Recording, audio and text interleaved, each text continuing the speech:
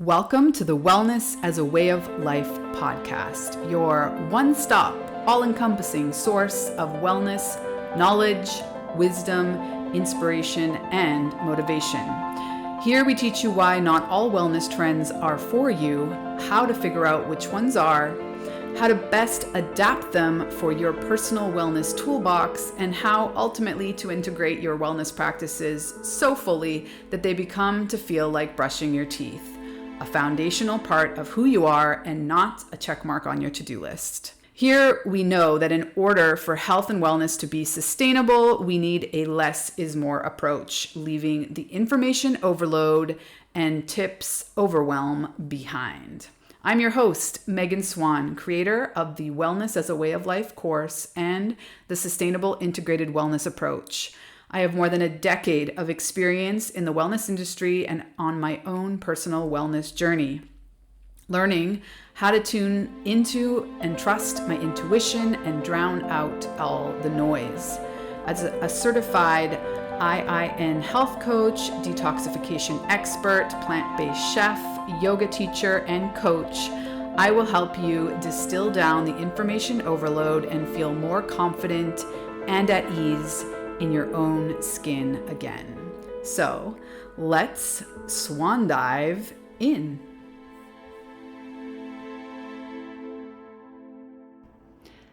Hey guys, today on the podcast, we're doing something a little bit different. I've invited Cassandra Fernandes. She is one of the 8 incredible women who have completed Wellness as a Way of Life. And she's here today to chat with us about her experience and what she really liked about it and what were her major takeaways. I just wanted to give you a little bit more background. There are 12 modules in the course, and she references quite a bit Module 6, which is called Mastering Our Relationship with Ourselves and Our Mindsets, in addition to Module 7, which is called Mastering Our Mindfulness Toolbox. We talk a lot about 5 senses living and awe hunting. And lastly, she states that one of her favorite modules is number 12, and the title of the module is Mastering Our Cosmic Connection and Rituals. This course is a love of labor. I've been working on it for the last year, and it is a culmination of my experience and work and personal journey over the last 15 years in some respects, in terms of the knowledge and wisdom from the yoga sphere. The design of the course was very intentional in terms of it being an audio-based course and that it is distilled down. So it is extremely holistic, vast in its coverage, and at the same time, it is not overwhelming. It is focusing on bringing agency back to the individual and really building wellness as a way of life, not only now, but as you evolve and as you age. It's all about longevity and feeling great in the present moment, but at the same time, making better choices to inevitably feel better in the long run. So here we go. Let's chat with Cass. Welcome, Cassandra. I just know you as Cass, so. I'm so thrilled to have you on the podcast today and to talk a little bit about your experience with the course and, what you found the most valuable and what you're still implementing and all the things. So first, how are you? Let's start there. I'm doing well. Like I mentioned to you a little bit before, the weather is getting a lot nicer, which for me is just like an awakening. So it's great to come out of my little winter hibernation and cocoon. It's finally warm. Amazing. And I was complimenting your sweater. It's so happy and spring and summery. Tell me about that. Yeah. So actually from the course, there was a module when you mentioned awe hunting, and that really resonated with me. Just finding the aspects of life that can be celebrated and cherished more. So I've really been trying to lean into my inner child and think, how would she decorate her house? What would she wear? How does she like to show up? And now I'm wearing crazy colors and patterns, but it's super fun. Amazing. And for me personally, I am obsessed with looking like in the reflection of the soap bubbles or in different windows, anywhere I can catch a glimpse of a rainbow reflection. It's like my little gem of the day, feeling like alignment of the universe. Look at that. I love that so much. And it was so funny because when I was listening to that module in particular, I actually just ordered some sun catcher stickers for windows that get direct light, just to reflect rainbows everywhere. And I know a lot of people are incorporating disco balls into their decor too, just to get that extra rainbow. So there's a lot of synchronicity there. And I'm all for the rainbows too. Oh my goodness, I need to get some of those. I hadn't heard of them. Yeah. So let's back up a little bit. Tell me, what was your general expectation maybe of the course, and first impressions, and yeah, just very high level, like general experience. How would you describe it? Let's start there. Going into the course, I tried to have, the most open mind I could. So I honestly didn't have a ton of preconceived notions or ideas. I wanted to just immerse myself. And I was really pleasantly surprised. There was such a holistic and multifaceted, extensive coverage of wellness, like so many different avenues, which was really helpful for me. I'm an ICU nurse. I work shift work. So sometimes I don't really feel my life is synonymous with wellness. I have a terrible sleep schedule because I'm changing all the time. I have a high stress job. So what I really loved about this course is it's not a one size fits all. There was so much emphasis on making these micro adjustments versus changing everything, which for me really connected, because there are certain aspects of my life right now that I know I won't be able to change entirely, but just incorporating these little pieces, cumulatively they add up, and I've noticed a lot of changes. Amazing. So can you tell us a little bit more about what you have noticed, or sort of threads that seemed like you wanted to start? I designed the course thinking that it's multi-layered, and I always invite people to sort of start somewhere, but don't start by changing a bunch of things all at the same time. So what module spoke to you the most, and where did you kind of drill down on first? Okay, so I think it was, for me, I really loved, I love them all, but modules 6, 7, and 12, I really, really loved. I know 12 was I believe, cosmic wellness. 6 and 7, one was really focused on abundant mindset. I think that was one of the emotional wellness. And then, I think one of the other 7 might have been mastering our relationship with ourselves. I can't remember the titles, but for me, 6, 7, and 12 were my bread and butter. I just, again, the idea of luxuriating in self-care, romanticizing certain aspects of your life that are worth celebrating. Like anyone can do that, no matter what budget you have, what you're working with. So that was really, for me, that was amazing. Certain things in particular, you talked about incorporating magic into life, and again, the awe hunting, chasing those little rainbows or glimmers. We're so focused on our triggers and things that are disappointing and the stress. And I think flipping it and reframing it onto, okay, what's your bliss tolerance? Like, how good can life get? Like, what can you do to make yourself even 1% better or happier? That for me was really motivating, and gave me a lot of enthusiasm. Beautiful. Well, I'm curious, did anything in the sleep module, given that you're like a shift worker and have like a very different perspective probably on sleep, I'm curious, was there anything micro that you shifted around morning or bedtime routines or biorhythms?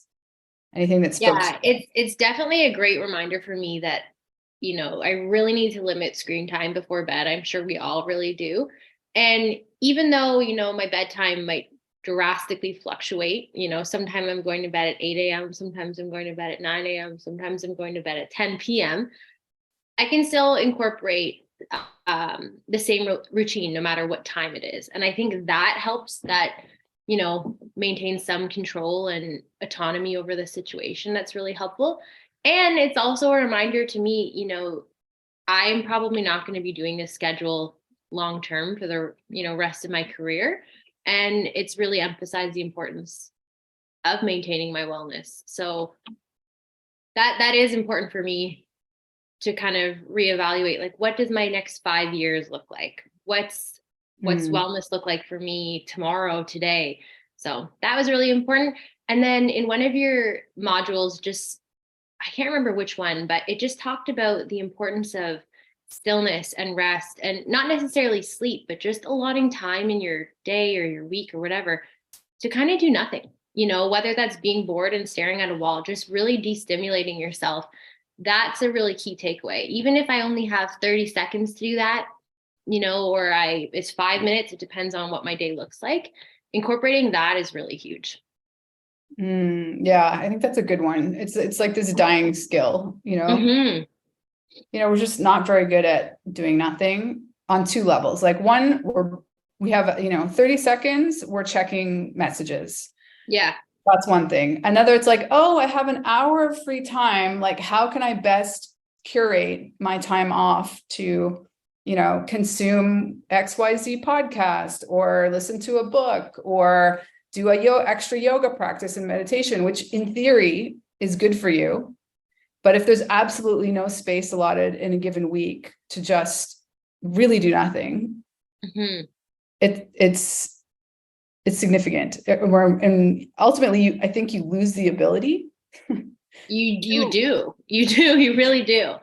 Yeah. And I think we have this propensity to just overschedule ourselves to avoid feeling our feelings. You're stuck on autopilot, you're numb, you're just, I don't know, change to the rhythm kind of thing. So for me, the stillness has helped me obviously be more mindful. It's helped me be more creative, but really connect with myself more. And one of the things that was probably the one of my biggest takeaways from the course, you said something like, what was it?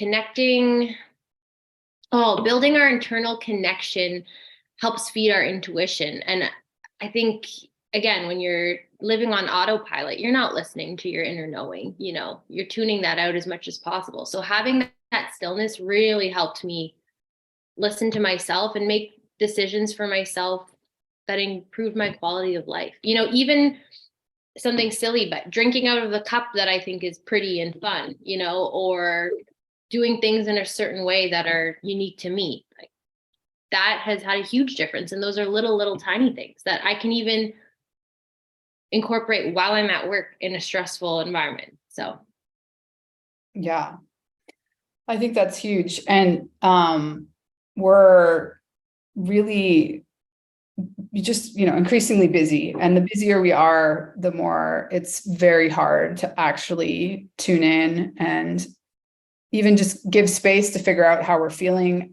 And ultimately, just, it takes you longer than 10 seconds most of the times to figure out how you feel about something, or to really appreciate like how overwhelmed you are, or, that you need to rest more. And that's sort of like the taking care of ourselves. But then, on a more high level, like, what are my true desires? Am I still living in alignment with my desire? What I wanted, what I thought I wanted in my 20s is maybe not what I want right now. But if I don't ever slow down and give a moment of breath, some space, it might be really hard to tap into those deeper desires to figure out, are we in alignment with our values? Totally. I know you can almost, I had myself thinking that I thrive in chaos, or, like those kind of situations I just have a natural inclination for, I can handle it. And it's like, no, stillness is great. Rest is amazing. So that hustle culture mentality. So it's been nice to have little snippets. Some of them are reminders, some things are new ideas to incorporate, but again, just very applicable and transferable for everyone, no matter what's going on. Amazing. I know that you really liked the curious scientist concept. Yes. Can you talk about that a little bit? Where you're implementing? There are so many terms within your course that, monkey mind is another one that comes to mind. It's just a really great, succinct, easy way to explain concepts that people might be intimidated by, but it's not. It's again, with curious scientists, it's a positive reframe, looking at yourself and going, like I want to know more about this, as opposed to looking at something with the lens of shame or disgust or anger, confusion. I really love that one. And monkey mind I thought was just so fun too, because again, we put a lot of shame on to why we think the things we do, and the way you broke it down, it just normalized a lot of these feelings and experiences a lot of us have. These are normal inclinations. It's a lot of things we're doing are operating out of self-preservation and protection. So I think that will resonate with a lot of people, women and gender expansive people, because we're all feeling that way. So it's nice to have these conversations and normalize things. I really liked your suggestion, although I didn't reorder the modules, but I think it's worth mentioning that you thought it would be potentially ideal to have the emotional module before we get into food and sort of the physicality of things, particularly for women and gender expansive people, where everything arguably starts at that point. Did you want to speak to that? Yeah, I just think that pretty much everything is socially stratified. There's a greater sociological context behind a lot of things, for particularly women and other gender expansive people. Because there's sometimes eating isn't just about eating or fueling or, fueling our bodies. There's so much shame and ridicule that we face with these decisions that, in essence, they're actually pretty simple, but things make it all complicated. So yeah, for me, I thought it could be helpful just, to work on certain things, whether it's body neutrality or looking back to your inner child about what narratives were reinforced to you before going, okay, this is how I can actually tackle this physical aspect of wellness. But that's just my experience. And I think that's the beauty of the course too, because, I listened to it. I could always listen to the next one and then go back and listen with a new ear. And I think that's the beauty of it. Can you speak to that for a second? Did you like the audio format? I loved it. Yeah. I love it because, you can pop your headphones in, you can listen whenever you want, wherever you are. You can pause, you can go back. I really like that because I was making notes. So for me too, well, I usually listen to it first with no notes, just so I can really be in the moment. But then I'll go back and go, ooh, like what stood out to me a little bit more this time? Or what do I want to get curious about in my own journal prompting? And you had your own great journal prompts too. So for me, the audio format was amazing. And again, I love that I can listen to it as much as I want or as little as I want. It's nice that I could, like, this course kind of will last a lifetime, Amazing. Thank you. I loved your reflections on, I asked throughout the course, like, to think about the stories we're telling ourselves about a given, aspect. And you in particular kind of drilled down on your relationship with scarcity and how, we all come at it from a different point of view, but you found it really powerful to reframe and understand, your history. I mean, sure, there's the monkey mind, but then we all have different experiences, childhood experiences, the narrative in the household when we're growing up around money. I was just thinking the other day, like, how it's so culturally distinct, in my experience living between Mexico and Canada, and Canada specifically, like, in the provinces where it's a lot of cultures, like you have the long, hard winter kind of mentality. Like, you just don't waste food. There's all these ways that we, like, preserve the last tiny bit of peanut butter. Is what I was doing yesterday. I was like scraping the peanut butter thing. And I thought, I know so many people that would have, like, thrown this peanut butter thing already. I know. Or with toothpaste, I'm rolling it up. I'm scraping it, shampoo, everything. I know. And then I'm teaching my children that, and I'm wondering, is that a good thing? And I mean, I think you can spin it both ways, but I think it's so interesting to look back and just from that lens of understanding yourself better, where do you get these mentalities around? Yeah.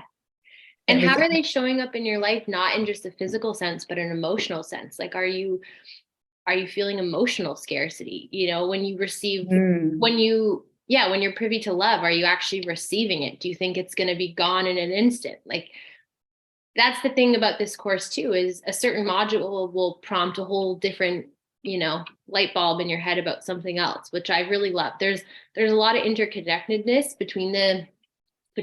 And scarcity came up a lot for me in a lot of modules. So I still will save my toothpaste though. Sometimes you just got to be thrifty in this economy. Yeah, there's nothing against yeah. but I was just saying, like, it's so interesting how, for example, like the perspective of, Canadian winters and like preserving things, like the whole culture of, you have the bounty of the harvest, and we have all these techniques on how to can things and preserve them so like it lasts longer.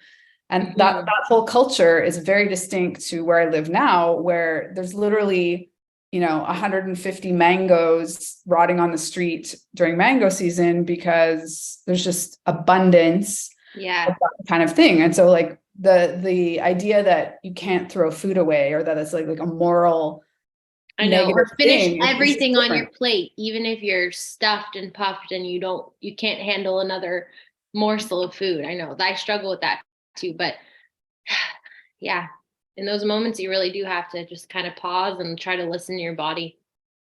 Yeah, totally. So wrapping up, what's sort of like, I don't know if you can pinpoint like your top 3 takeaways, or I'd love for you to speak, like, who do you think this would serve the most? Yeah, sure. So I've mentioned a few takeaways already, but I'll mention just a couple other ones.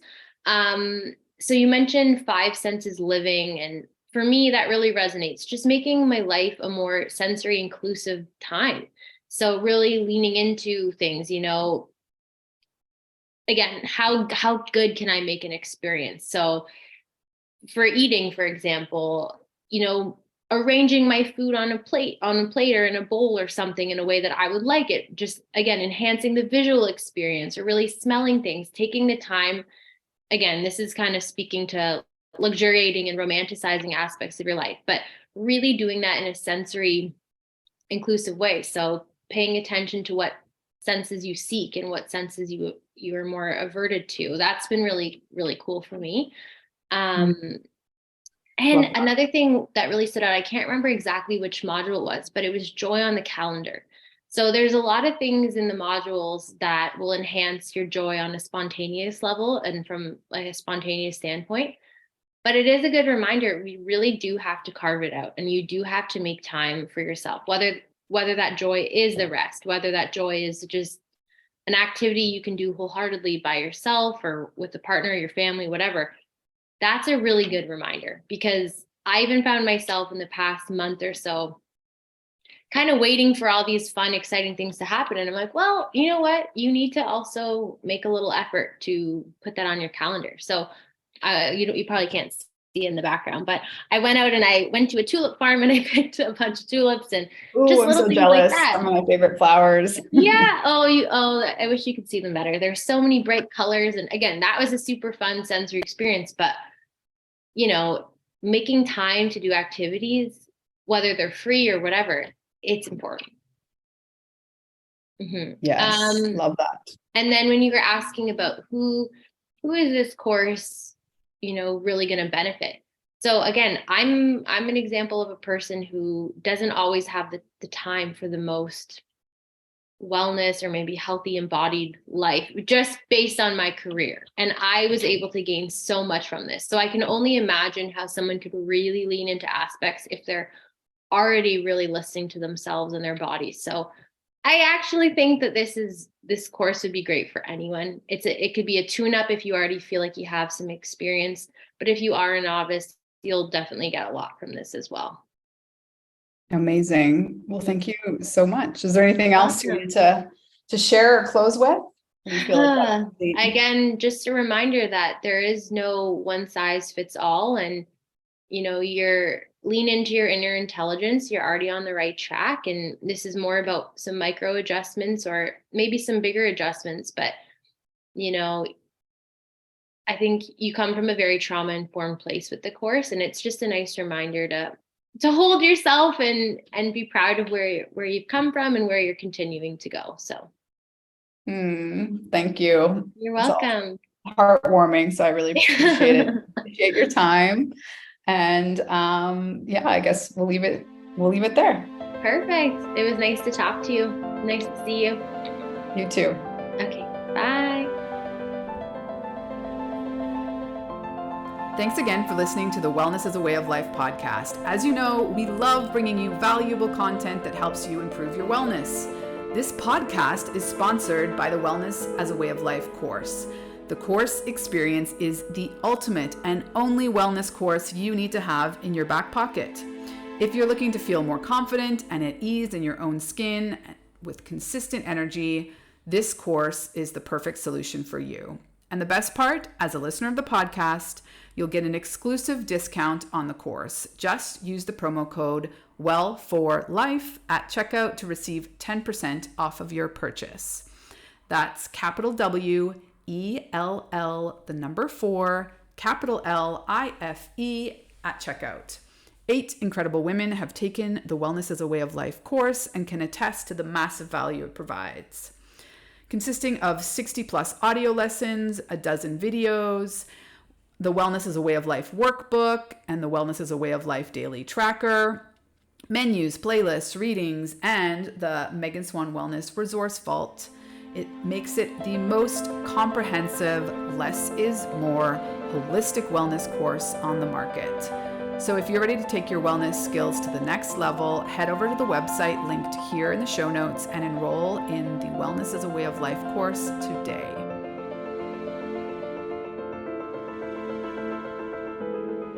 Hey there, one last thing I wanted to share with you.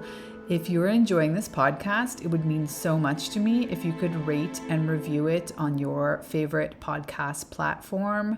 It really does help us grow the show, and this being so important to me to get this message out to more women to help them optimize their wellness and ultimately their lives.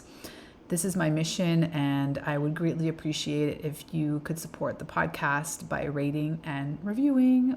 Thanks in advance. Have a good one.